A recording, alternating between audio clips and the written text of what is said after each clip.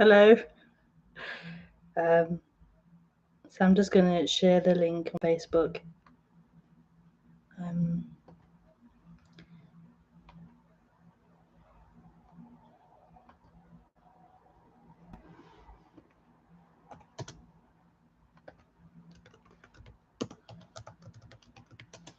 So there's a record of my stream on the internet.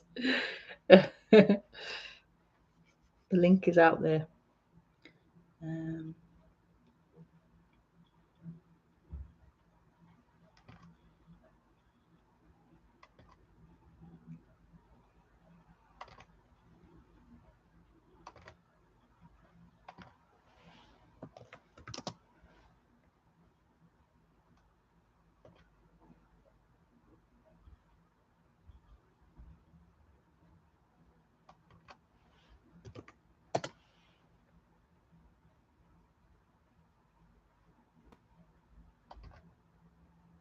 Oh, Facebook's changed as well. The layout of it has changed. How do you log out? Oh, yeah.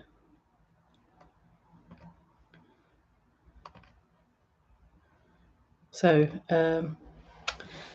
first of all, apologies for the change of time again. It's half term here, and so I've had to juggle things around a little bit. So we're 2 hours early, and then apologies for the quality maybe of the stream because of I'm in a different room, so it's not as bright in this room. So hopefully I'm visible, you can see me, and it's not too bad. It's bearable for these 2 weeks of half term. So yeah. So welcome to the live stream, the non-duality live stream. Yeah, it's wonderful to be here talking about non-duality.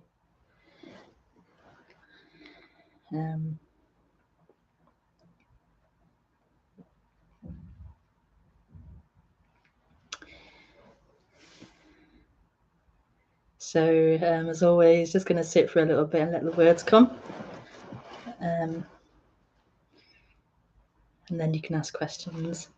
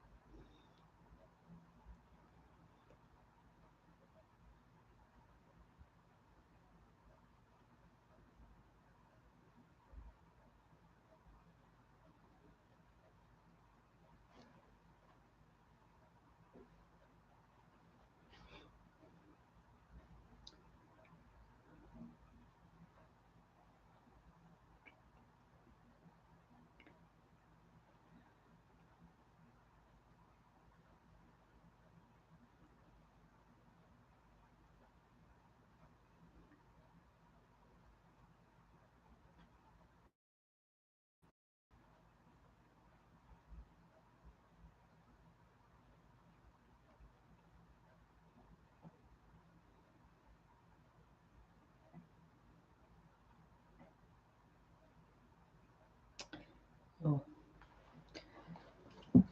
I'm in a precarious position and my water is too far to reach. I'm going to attempt to drag it closer without spilling or rocking the lamp too much. Let me try and slide out.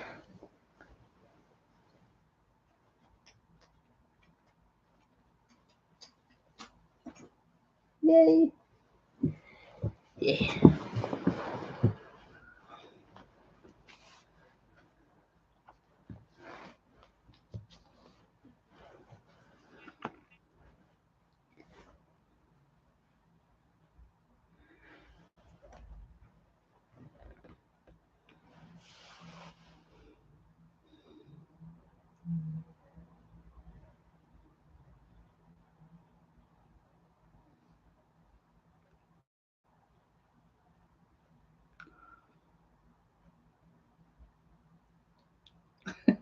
What's the title? I can't. I just feel this. Yeah. Let's just. Wholeness is not personal. Okay.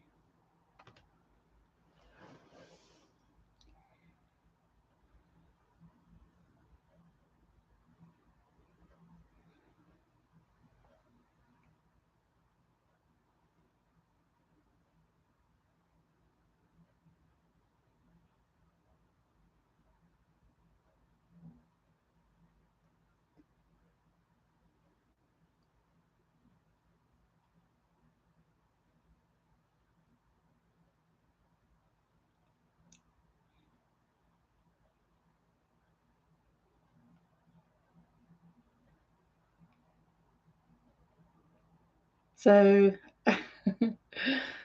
so what is being spoken about in non-duality, in wholeness, is something that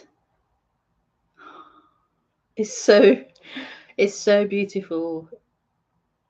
A discovery of something that is so beautiful and free and loving and peaceful and fulfilling and radical and amazing and just beautiful.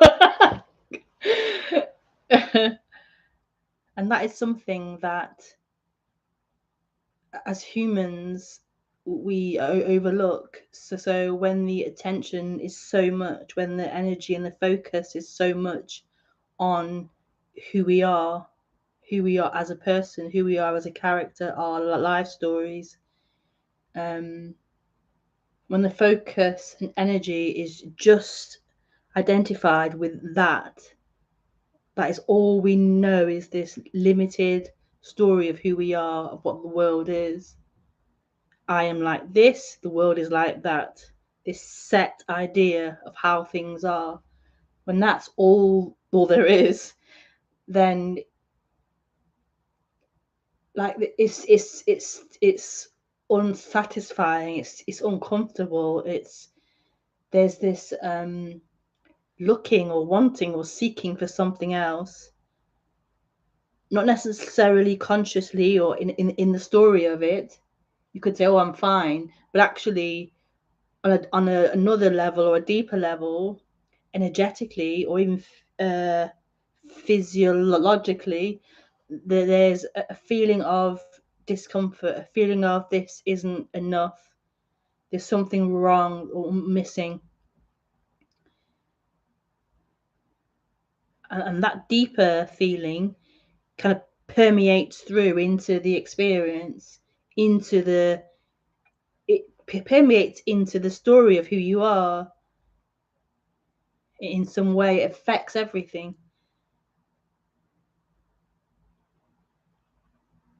And so this attempt to reconcile or fix or look for something is the way that life is experienced as not complete. Something's missing,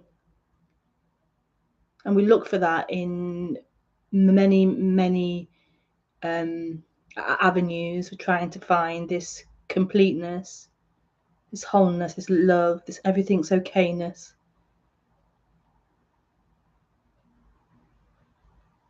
But what's being spoken about here and pointed to here, what's being expressed here, is that what is being looked for,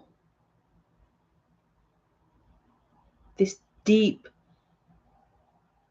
looking for something else, something to complete this sense of not enough,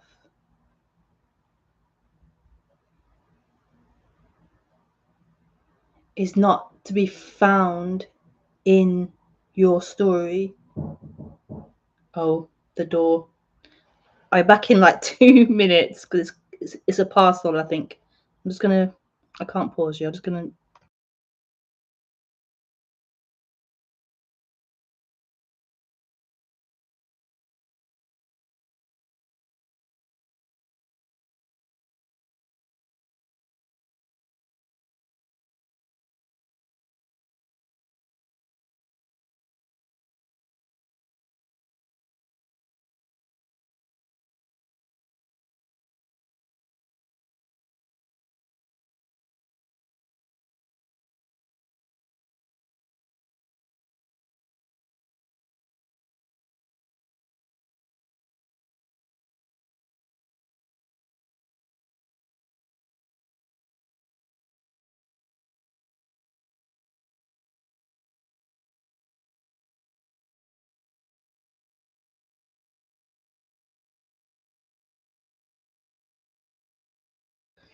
Sorry about that. It was a really important parcel I had to get. It's for Joshua for next week.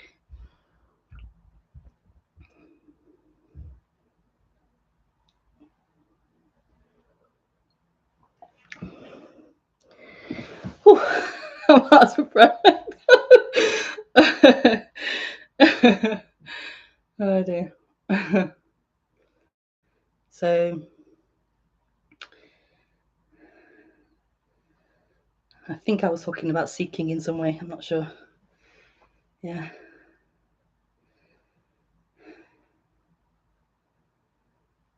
So we believe that we're going to find.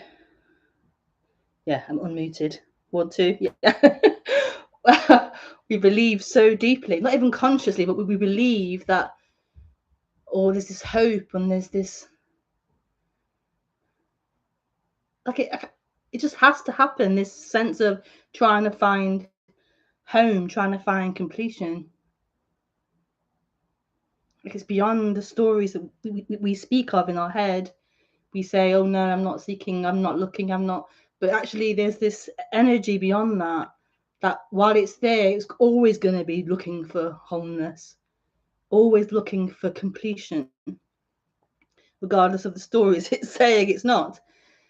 So yeah, so what's being spoken about is this revealing of that which isn't lacking anything, it isn't incomplete, it's free and it's full and it's ease and it's peace and it's love, total love beyond conditions. Like conditional love tends to be I love you if, I love you only, I love you when it's happy or positive or pleasant. This is a love beyond those requirements, a love that is totally impersonal. So it doesn't matter who you are as a human, it doesn't matter your conditions, it doesn't matter of your personality or anything like that. It's a total love, a total acceptance. And we as humans, we long for this. We long for this home. We long for this love. But we look for it in the world of things, the world of form.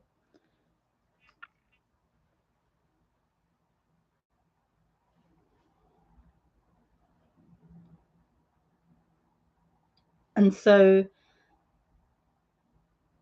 to begin to wake up to this, wake up to that love, wake up to what we actually are, like to wake up beyond that story of you. It is a real blessing or a real beautiful thing to begin to happen in the human experience, or let's say beyond the human experience. It's happening beyond you, beyond your experience, beyond your story. It's happening. It is, and it's happening. It's such a paradoxical thing to speak about, because it is and it isn't. Like it's outside of time, but also this appearance of time appears. This paradoxical, contradictory expression, which is really hard.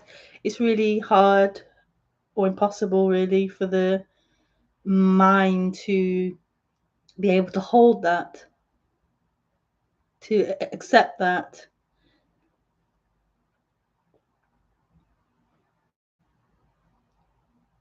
So it's like a moving out of that mind, losing your mind. Not in the disappearance of the mind, but losing it in the sense of that sense of you don't derive yourself from it. The mind's functioning, it's a part of the human experience to have a mind, or to have thoughts and intellect and language, but it's not the totality of what this is. And so it's an opening from that limitation and expansion back out to what is.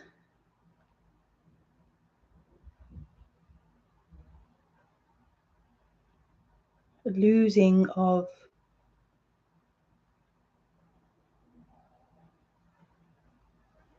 being limited.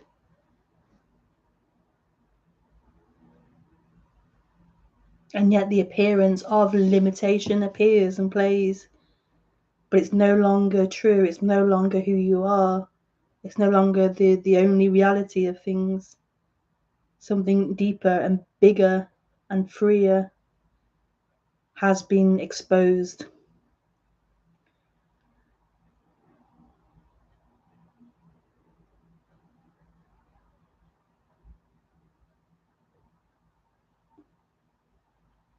So to come back to the title, I'll just remember the title.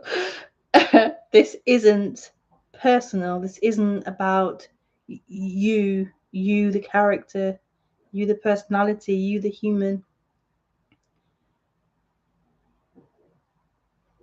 This isn't personal. There's something else beyond personal. And that is what is longed for. That is what is wanted, deeply wanted. This peace of being, this love of being, this freedom of being.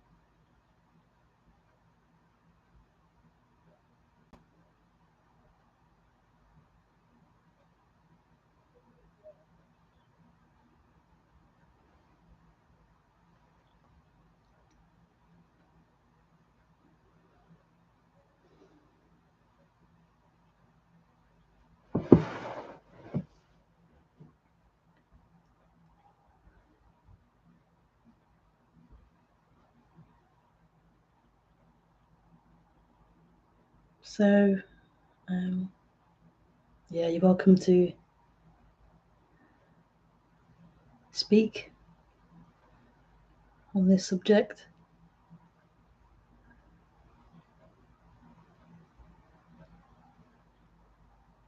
Send me a message on Skype. Just put Skype on.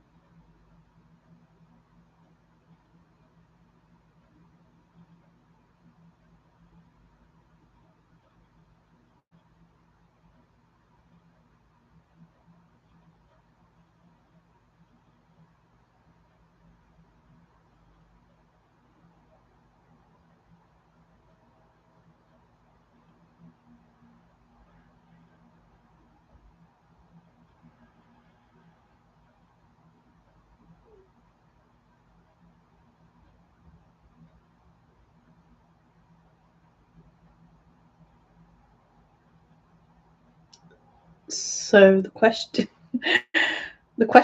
I'm going to ask is the question is, let's move my leg around here. My knee's a bit sore. So the question is, how can this,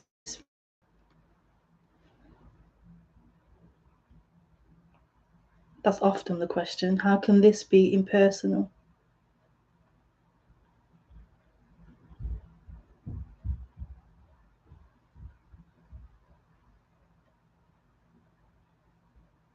How can my memories, my activities, my thoughts, how can that not be mine or about me? How can it be impersonal? Because that's how it's felt. That's been the storyline, and the feeling of it has become stronger and stronger, that these are my actions. This is me speaking. This is me looking and thinking and doing and feeling. That has been the storyline. That has been the others' storyline too. That other people seem to also have that autonomy, have that sense of I'm speaking, I'm doing, I'm thinking. And so it becomes really like, that's the way it is then. That is reality. That there are billions of autonomous humans walking around, doing things, saying things, feeling things, arguing, loving, whatever it is.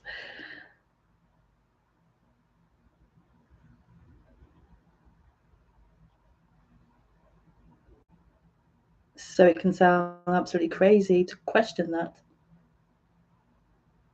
Not even to question it, it can sound crazy just to state that that isn't truth. That isn't the reality.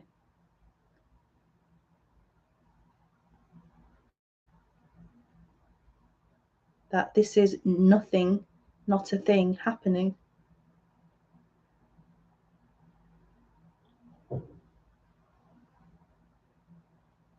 We could say this is everything happening.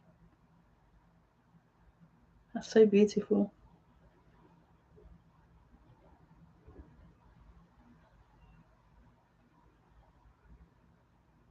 This is wholeness happening. It doesn't belong to that storyline, the one claiming it to be me and mine, the one claiming to be an independent person, claiming the thoughts and the feelings, claiming the looking, feeling, the doing, the activity, isn't actually true. It's coming up as a storyline. So, like, you know how you have a film and you have like the visual part of the film playing, then you can mute it, or you can have subtitles and have that audio as a separate thing playing alongside it.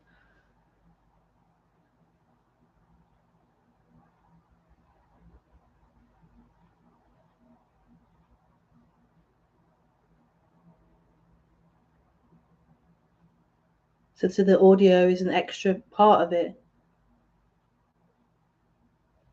And of course, we making a film, you're going to want the audio and the physical visual to be linked and to be synced and to be in time, as if they are together, as if they are together, whole. That's the appearance of it. And we believe that the actors on the screen are saying those words. It's meant to look like that and be like that.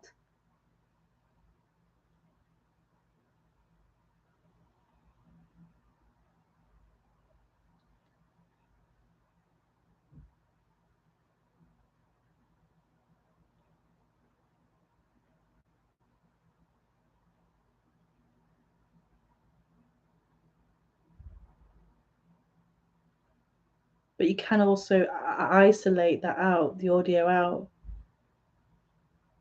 You can play the audio. It doesn't necessarily mean truth. My connection is unstable.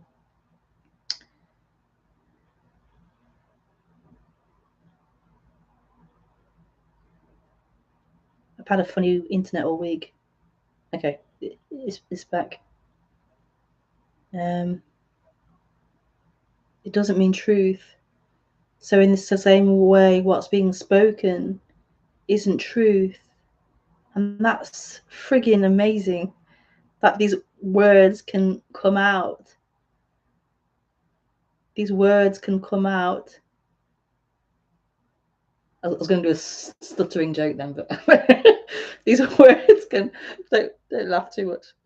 These words can come out, and they're not anybody's. They're words coming out. They're the tune of a piano or a flute. It's so beautiful. This impersonality, if that's a word. It's so beautiful. This intimacy, this fullness of what is happening.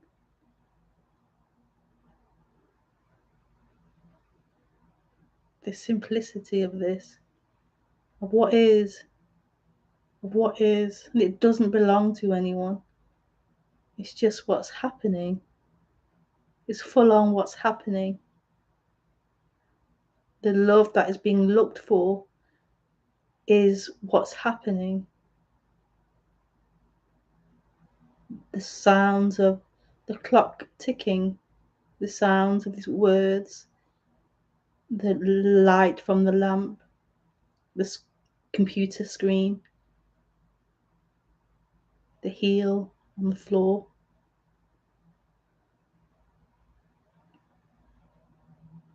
The fingers.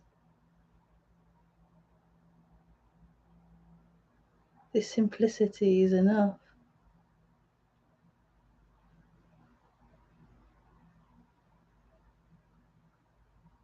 There's such a deep belief that no, it's in time, it's in future, it's after this, it's after that, it's when this isn't it.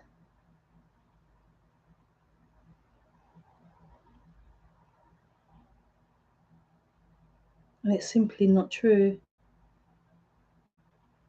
It's just the way it appears when it appears like that.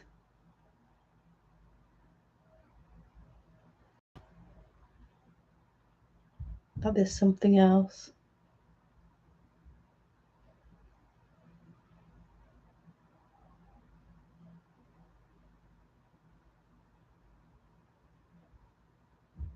There's something else, other, better than what is.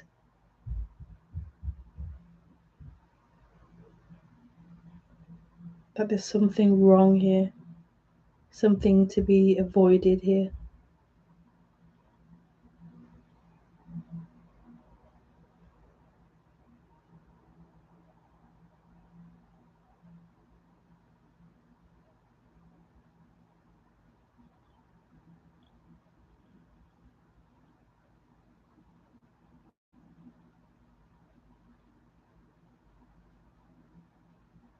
This is perfection.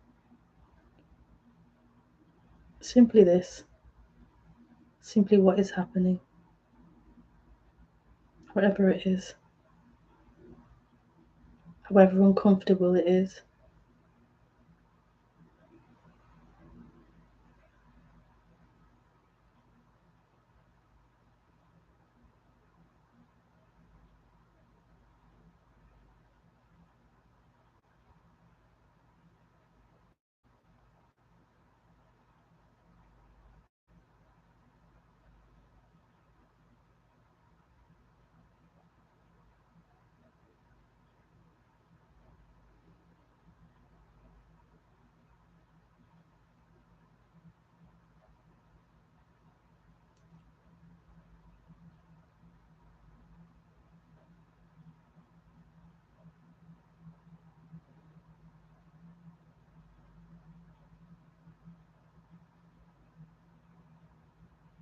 So you're still welcome to speak on Skype.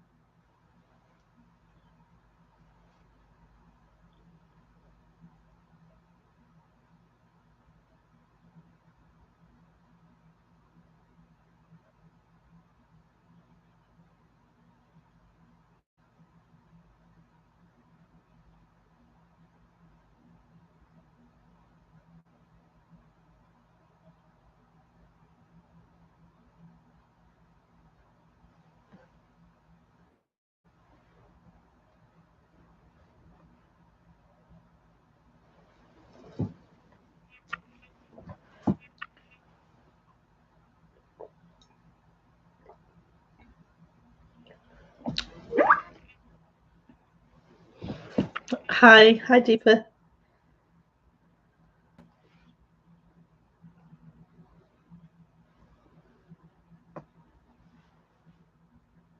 Oh, if there is no individual, can you blame another? Okay. Can you blame another? If there's no individual, can you blame another? Of course not. Like, of course not.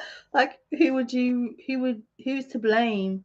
Who's responsible for the action, for the speech, for the thought, for the intention? Like, who could you possibly blame for anything? Like, who? Like, who's this separate person? Who? And yet blame comes up, blame happens. Like blame happens. So if someone steals your, I don't know,